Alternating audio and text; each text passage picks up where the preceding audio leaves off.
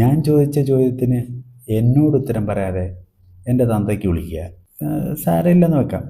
കാരണം ഇല്ലാത്തവരെന്നും ഉള്ളവരോട് ഇതുപോലെ അസൂയാലുക്കളായിരിക്കും. അതും നമുക്ക് വിട്ടുകളയാം. സാധാരണ ഞാൻ ഇത്തരം വീഡിയോകൾ ചെയ്യാറുള്ളതല്ല.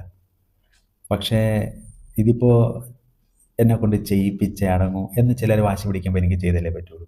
ഈ വീഡിയോ ചെയ്യാൻ കാരണം 2 ദിവസം മുന്നേ ഞാൻ ഏഴംകുളം ദേവീക്ഷേത്രത്തിലെ കെട്ടുകാഴ്ചയിൽ കണ്ട ഒരു കാഴ്ച.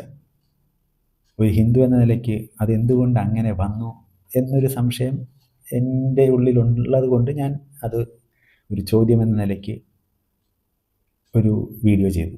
ഒരു ചോദ്യം ചോദിക്കുമ്പോൾ അതിനുത്തരം അറിയാമെങ്കിൽ മര്യാദയ്ക്ക് ഉത്തരം പറയുക. ചിലർക്കൊക്കെ പക്ഷേ ഭീഷണിയുടെ സ്വരമാണ്. നീ ഇങ്ങ് വന്ന് ചോദിക്ക്, ഞാനങ്ങ് മറിച്ച് കളയും.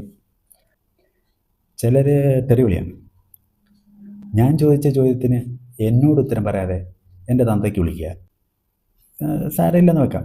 കാരണം ഇല്ലാത്തവരെന്നും ഉള്ളവരോട് ഇതുപോലെ അസൂയാലുക്കളായിരിക്കും. അതും നമുക്ക് വിട്ടുകളയാം. പിന്നെ ചിലർക്ക് അസഭ്യം, പകൽമാന്യന്മാരും ഒക്കെ ആയിട്ട് നടക്കുന്ന പലരും ഈ സോഷ്യൽ മീഡിയയിലൊക്കെ കയറി കഴിഞ്ഞ് കഴിഞ്ഞാൽ ഇത് ആരും കാണില്ല എന്നൊക്കെ ഉള്ളൊരു ഭാവമായിരിക്കാം അവരുടെ തെറിവിളികൾ.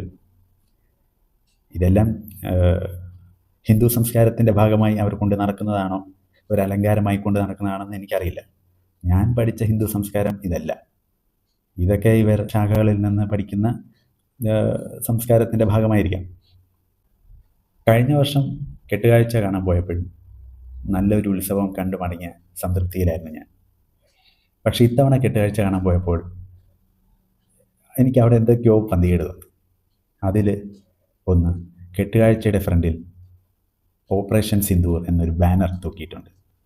അതെന്തിനാണ്, എന്തിനായിരുന്നു, അതിൻ്റെ ആവശ്യം എന്താണ്? ഇതാണ് ചോദ്യം. ഇതൊരു ഉത്സവമാണ്, ഒരു അമ്പലത്തിലെ ഉത്സവം. ആചാരപ്രകാരവും ഒരു വിശ്വാസത്തിൻ്റെ പുറത്തും ചെയ്യുന്ന ഒരു ദൈവികമായ ഒരു ഉത്സവത്തിൻ്റെ ഭാഗം. ഇതിനകത്ത് എവിടെയാണ് പട്ടാളത്തിൻ്റെ റോൾ വരുന്നത്? ഇത് പട്ടാളത്തിൻ്റെ റോളല്ല, ഇത് സംഘികളുടെ കളിയാണ്. സംഘികൾ ഇതിൽ കളിക്കുന്നൊരു മെയിൻ കളി, അവർ ദേശീയതയും സൈനികരെയും മുന്നിൽ നിർത്തി അവർ പിന്നിൽ നിന്ന് രാഷ്ട്രീയം കളിക്കും. അതിന് ഏറ്റവും വലിയ ഉദാഹരണമാണ് ഇത് ചെറുത്, ഇതിനപ്പുറം അവർ കളിക്കും. ഈ ഒരു ചോദ്യം ഇട്ടപ്പോൾ ചില സൈനികർ ഇതിന് താഴെ വന്ന് കമൻറ്റ് ചെയ്തിട്ടുണ്ട്. അതെന്താ നിനക്ക് ഓപ്പറേഷൻ സിന്ദൂർ എന്ന് കേട്ടത് പിടിച്ചില്ലേ? ഓപ്പറേഷൻ സിന്ദൂർ പിടിച്ചില്ല എന്ന് ഞാൻ പറഞ്ഞിട്ടില്ല.